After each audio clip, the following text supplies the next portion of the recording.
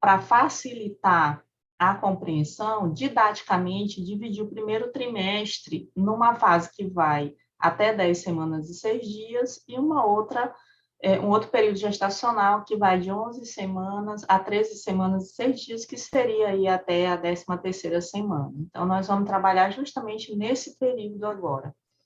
E nós vamos seguir, como sempre, os guidelines da ISOOG na nossa documentação. Esse guideline de 2013, ele orienta o exame morfológico do primeiro trimestre.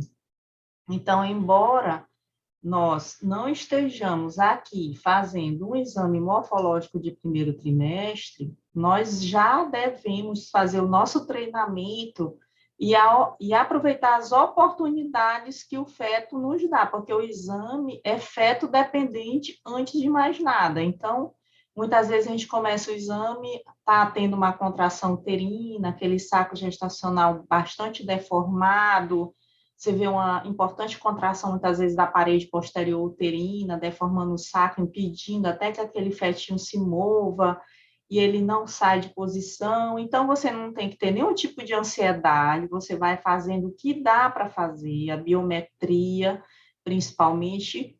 Em seguida, vai fazendo o que puder fazer da morfologia, até essa contração passar, que não vai demorar aí uns 5 minutos, para você continuar o exame adquirindo as imagens que você precisa.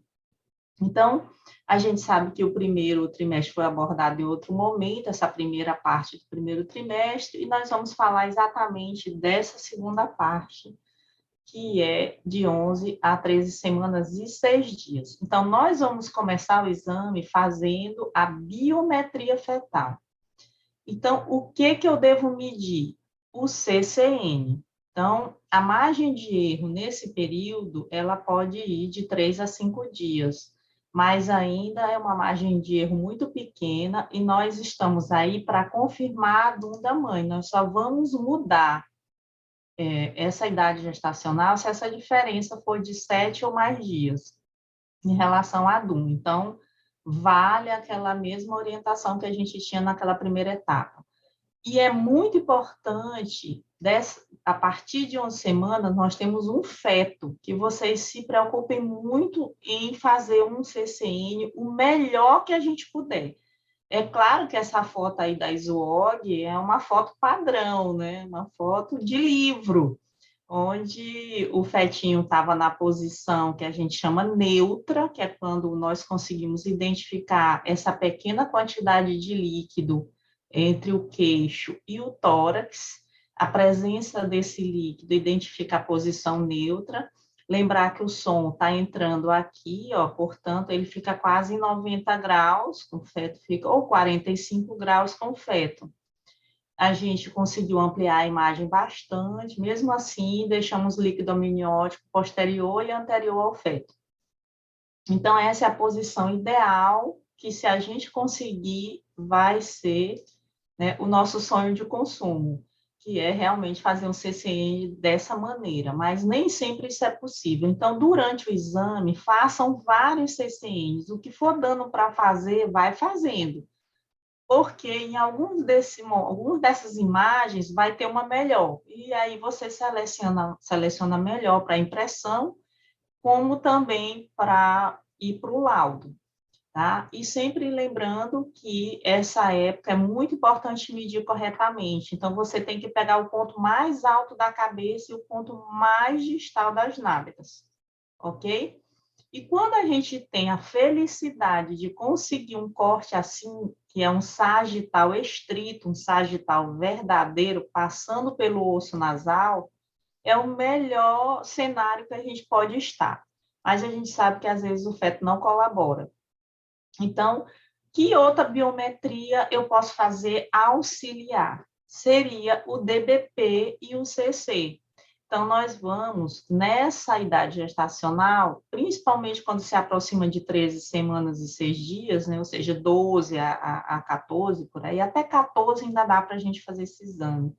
Mas é que 13 semanas e 6 dias é uma data muito respeitada, porque corresponde ao CCN de 84.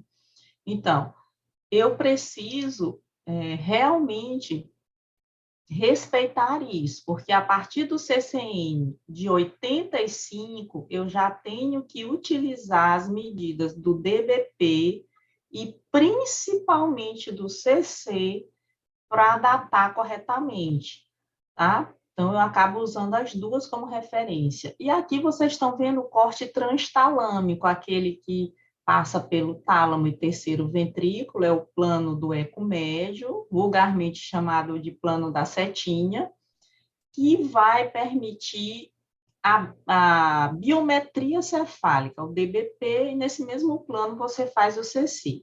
Mas ele não é o plano ideal para eu fazer estudo morfológico. O plano ideal para eu fazer o estudo morfológico do polo cefálico no primeiro trimestre é o plano dos plexos coroides.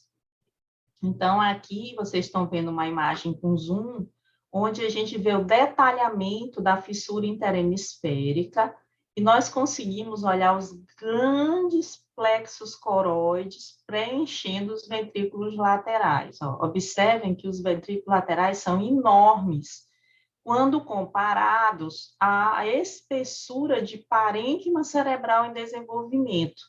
Nessa imagem do lado, a gente fica até com dificuldade de saber o que é líquor dentro do ventrículo lateral, além do plexo, e o que é tecido realmente aqui bem na periferia.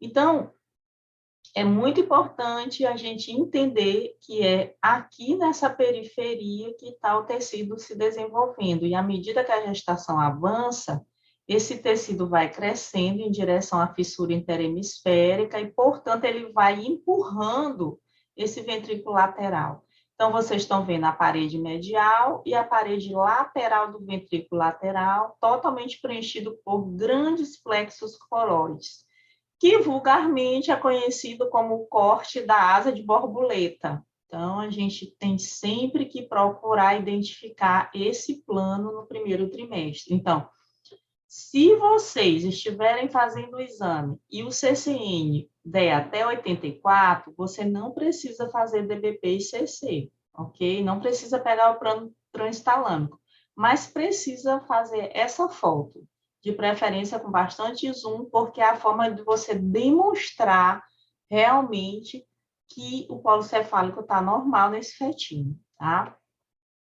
Em seguida, você vai buscar a coluna.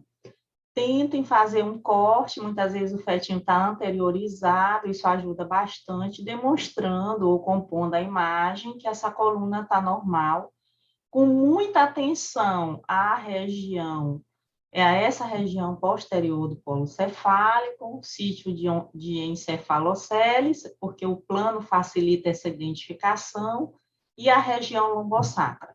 Tá? Não é muito comum nessa fase da gestação a gente identificar a espinha bífida com a herniação nesse plano, mas de vez em quando a gente consegue ver. Então, essa foto é importante. Aí nós vamos para o tórax, né? Lembrando daquela visão, né? Aqui é um corte ideal, onde a gente tem um fetinho, né? Com a imagem no plano de 4 câmaras, e nós já sabemos que a câmara mais próxima da aorta é o átrio esquerdo, em seguida a gente tem o ventrículo, né? Esquerdo, ventrículo direito e átrio direito, tá? E seguimos, analisando a posição que vocês já conhecem do coração fetal, tá? Então, vamos adiante, olhando outras estruturas desse abdômen. Portanto, saímos do tórax, entramos no abdômen fetal. Dessa vez, a gente está tentando identificar o quê? Um marco muito importante, que é a presença do estômago, tá? Então, já é possível identificar o estômago e também a bexiga, pessoal, principalmente após 13 semanas. Então, a bexiga, ela é 100% das vezes vista se vocês estiverem fazendo o exame com CCN de 13 semanas ou mais.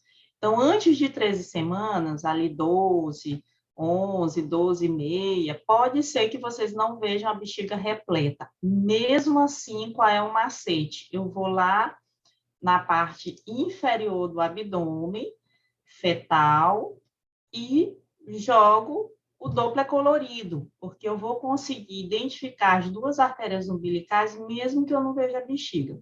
Então, bexiga fetal no primeiro trimestre, ela obrigatoriamente será vista a partir de 13 semanas, porque ela está sempre repleta. Antes de 13 semanas, pode ser que eu não veja, por uma coincidência apenas, tá? Um outro ponto importante a ser examinado no abdômen fetal é a inserção do cordão umbilical. Aí vocês estão vendo um plano preconizado pelo guideline da SWOG, onde eles fazem um plano transversal mostrando a inserção do cordão. Então, o que se olha dentro da cavidade abdominal são alças de intestino delgado, né? Diferente do plano que a gente faz para fazer a medida da circunferência abdominal. Lembrando que no exame obstétrico de rotina do primeiro trimestre, nessa fase, não há necessidade de fazer a circunferência abdominal. É importante só documentá-la. Nós até contribuímos com essa medida, mas lá no morfológico, então, do primeiro trimestre. Então, é muito importante, porque essa avaliação, tanto no transversal quanto no longitudinal, um feto no sagital e com a coluna posteriorizada, eu vou conseguir ver se não tem defeito da parede. Uma outra coisa que eu tenho que olhar são os membros fetais, né? Os membros fetais, eles podem ser vistos, as mãos e os pés, com relativa facilidade. Veja o eixo das pernas, veja as mãos, dá para contar os dedos, porque as mãos e pés ficam afastados. Então, é muito importante checar também. Então, numa passada muito rápida, você já pode fazer um relatório dizendo que a morfologia fetal está adequada para a idade gestacional. Então, embora não seja aquele super laudo de morfológico, mas você fez o checklist necessário, tá? Então, se a gente pudesse resumir um exame obstétrico ideal, a gente poderia resumir nessa imagem, desse slide, onde nós temos a biometria, lembrando que se for um CCN acima de 84, eu tenho que fazer o DBP e o CC e valorizar principalmente o CC, porque ele é uma medida mais acurada nessa fase da gestação, né? Portanto, se for um CCN menor que 84, não tem problema nenhum, porque eu estou dentro das 13 semanas. Mas um CCN maior que 84, nós já estamos falando aí de 14 semanas e um dia, daí em diante. E do ponto de vista morfológico, eu tenho que mostrar o plano dos grandes plexos coroides, né? O plano conhecido popularmente como asa de borboleta. Coluna, 4 câmaras, se possível, estômago e bexiga, mostrar a parede abdominal e os membros. No mínimo, eu tenho que cumprir essa rotina. Se eu estiver no exame morfológico de primeiro trimestre, esse exame se amplia.